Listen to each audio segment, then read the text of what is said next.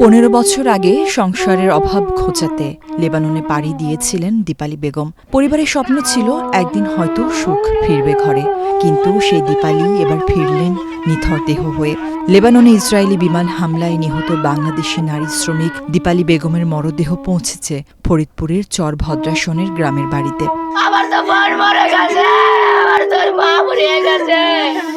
8 মে শুক্রবার সকাল 7:30টার দিকে চর ভদ্রাসন উপজেলার চর হরিরামপুর ইউনিয়নের চর শালিপুর গ্রামে ঘোড়ার গাড়িতে করে আনা হয় তার মরদেহ।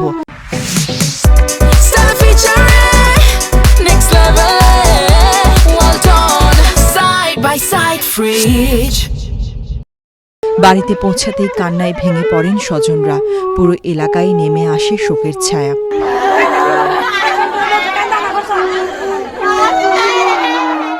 এর আগে বৃহস্পতিবার রাত 11টা 20 হযরত শাহজালাল আন্তর্জাতিক বিমানবন্দরে পৌঁছায় মরদেহবাহী উড়োজাহাজ।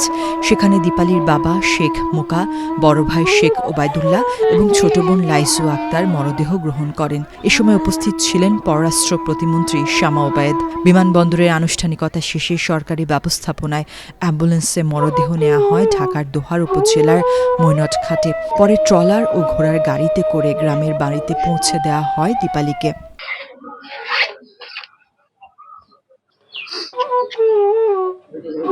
স্বজনরা জানান, 2011 সালে মাত্র 19 বছর বয়সে জীবিকার তাগিদে লেবাননে যান দীপালি। দীর্ঘদিন প্রবাসী থেকে পরিবারের প্রধান উপার্জনকারী ছিলেন তিনি। কিন্তু যুদ্ধ বিধ্বস্ত লেবাননে ইসরায়েলি বিমান হামলায় আহত হয়ে গত 8 এপ্রিল বৈরুতের রফিক হারিরি হাসপাতালে চিকিৎসাধীন অবস্থায় মারা যান তিনি। যুদ্ধ পরিস্থিতির কারণে তার মরদেহ দেশে ফিরিয়ে আনতে প্রায় 1 মাস সময় লাগে।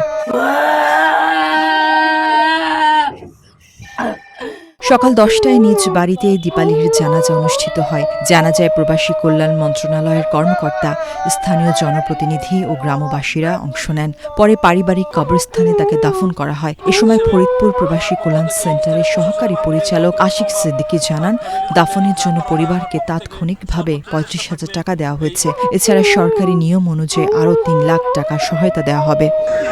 এখন আজকে ভোরে দীপালি আক্তার মৃতদেহ এসেছে। আমরা এসেছি।